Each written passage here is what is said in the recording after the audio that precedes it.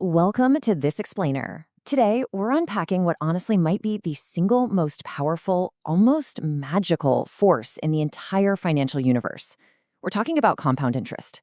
We're going to dive right in and look at how extreme patience, combined with incredibly small beginnings, can literally build mountains of wealth. We so often think that massive success requires this huge initial effort or just a giant stroke of luck. But today, we're going to look at the actual math and the mindset that prove that's just not true. Okay, let's dive into this. Great fortunes are rarely built overnight. They grow little by little. I absolutely love this quote. Think about a tiny seed falling into the dirt. If you just sit there and stare at it, well, nothing seems to happen, right? But if you watch a time lapse, you see that this tiny, completely insignificant seed eventually pushes through the soil and grows into this massive, unshakable tree. And you know what? That is exactly what one small decision, repeated consistently, does for your money. Section 1. The magic of small choices. To really get a feel for how the seed grows into a tree, we're going to follow a story. Meet our narrative anchor for today, Ali. Ali is 22 years old, he's a fresh graduate, and he just got his very first paycheck, 60,000 rupees. So, standing at this financial crossroads, Ali has a choice to make. He can spend it all or put a little fraction away. He decides to be proactive and invest just 10,000 rupees every single month.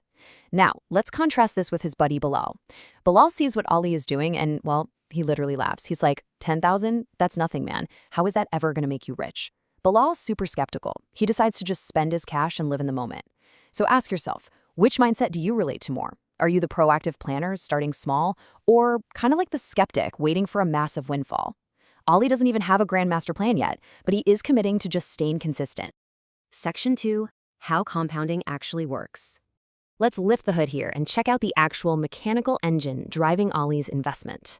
What's actually happening to that 10,000 rupees while Ali goes about his day-to-day life? Well, compounding is basically a geometric progression. It happens when your initial money earns profits, and then, here's the kicker, those profits automatically start earning their own profits. It's exactly like planting an apple seed. That tree grows and yields apples. But if you plant those new seeds, you aren't just growing trees linearly anymore. You're engineering this exponentially expanding, self-sustaining orchard. And this brilliantly illustrates the point, $2,653.30. This comes straight from the foundational formula of compounding, where future value equals present value, multiplied by 1 plus the interest rate raised to the power of time. Look, if you take a mere $1,000, your initial seed, and just let it sit and grow at a 5% interest rate over 20 years, it blossoms into $2,653.30. You didn't lift a finger. The system literally did the work for you. Let's walk through an even clearer example, step by step, just so you can really see this invisible force in action.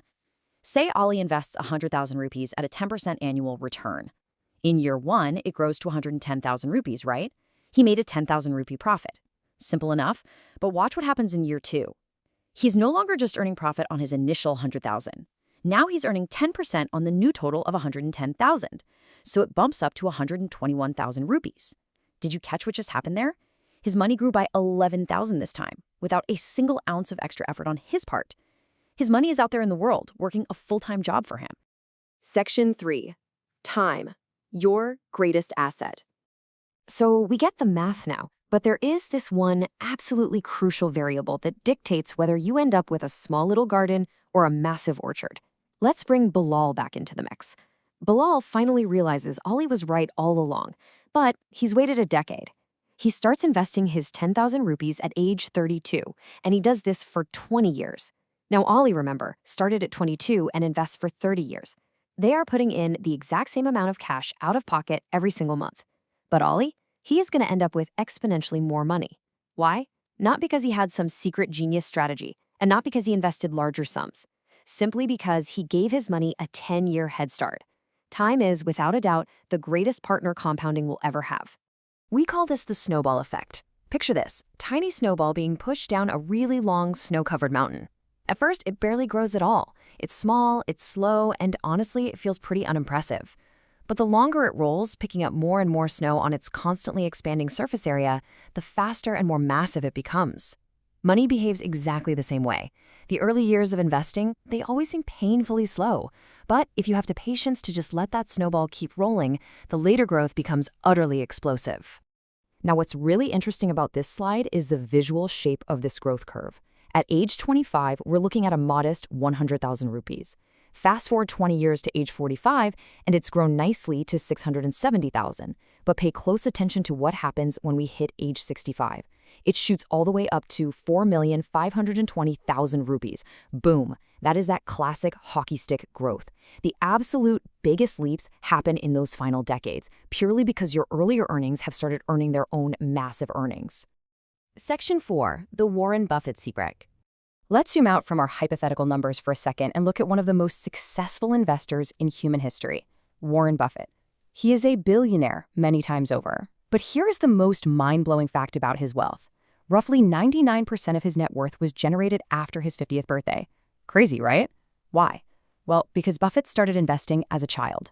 He allowed his financial snowball to roll down a very, very long mountain. The core lesson we get from Warren Buffett isn't just about being some prodigy who picks the perfect stocks. It's about starting incredibly early and letting the unstoppable math of compounding just work entirely uninterrupted for decades. Section 5. Small habits, extraordinary wealth. Now, let's shift focus a bit, because compounding isn't just a financial concept. It directly impacts your daily lifestyle choices too. Imagine you've got 2 jars. In jar A, you add 1 single grain of rice every single day. Very linear, super slow. But in jar B, you start with 2 grains of rice, and you double the amount every day. 2 becomes 4, 4 becomes 8, 8 becomes 16, you get the idea. Within a month, jar A has about 30 grains of rice. But jar B, it would have over 1 billion grains. It would literally be overflowing and filling your entire house. This vividly proves that small actions, when they compound consistently, produce completely mind-bending results. And this is exactly why this matters to you today. Compounding works everywhere in your life. If you spend just 20 minutes a day learning a new skill, or reading a few pages of a book, or, going for a short walk to improve your health, the daily progress is basically invisible.